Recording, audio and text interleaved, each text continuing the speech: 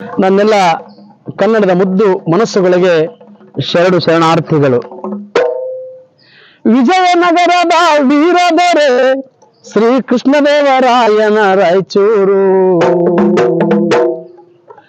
ರಾಯನ ಶೌರ್ಯದ ನಾಮಾಂಕಿತದ ಹೆಮ್ಮೆಯ ನಗರ ರಾಯಚೂರು.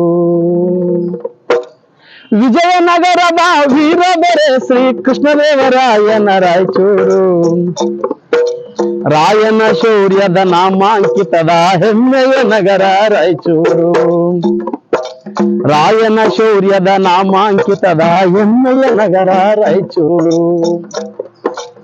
ಕನ್ನಡದ ಬಂಧುಗಳೇ, ಕನ್ನಡದ ಮುದ್ದು ಮನಸ್ಸುಗಳಿಗೆ ಮತ್ತೊಮ್ಮೆ ನಮಸ್ಕಾರಗಳು. ಸ್ನೇಹಿತರೆ, ಕರ್ನಾಟಕದ ಗಡಿ ಭಾಗವಾಗಿರ್ತಕ್ಕಂಥ ರಾಯಚೂರು ಕೃಷ್ಣ ತುಂಗೆಯರ ತೋಳ ಚಟ್ಟಿಲು ಅಂತ ಖ್ಯಾತಿ ಪಡೆದಿರ್ತಕ್ಕಂಥದ್ದು. ಅಷ್ಟೇ ಅಲ್ಲ, ದೋಹಾಬ್ ಎಂದು ಖ್ಯಾತಿ ಪಡೆದಂಥದ್ದು ಹೌದು. ಇಂತಹ ಒಂದು ರಾಯಚೂರಿನ ನೆಲ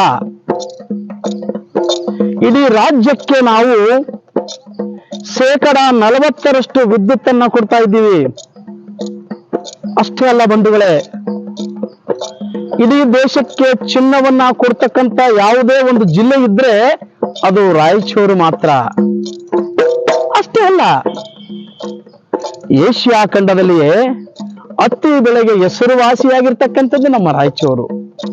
ನೋಡಿ ಸ್ನೇಹಿತರೆ, ವಿಜಯನಗರದ ಅರಸರು ನಡೆದಾಡಿರ್ತಕ್ಕಂಥ ನೆಲ ನಮ್ದು. ಇಂತಹ ಒಂದು ನೆಲದಲ್ಲಿ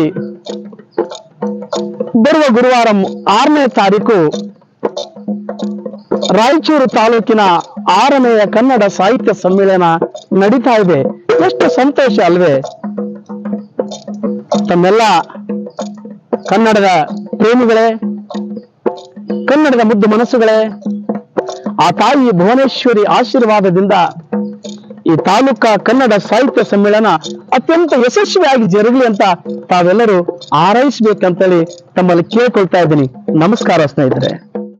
ರಾಘವೇಂದ್ರ ಗುರು ಸೂಗೂರೇಶ್ವರರ ಬೇಡರ ನಿಲಯವ ರಾಯಚೂರು, ಮಗಮಗಿಸಲಿ ಜಿಲ್ಲೆಯ ಕೀರ್ತಿ ಮಲ್ಲಿಗೆ ಹೂವೇ ರಾಯಚೂರು, ಮಲ್ಲಿಗೆ ಹೂವೇ ರಾಯಚೂರು, ಮಲ್ಲಿಗೆ ಹೂವೇ ರಾಯಚೂರು. ನಮಸ್ಕಾರ.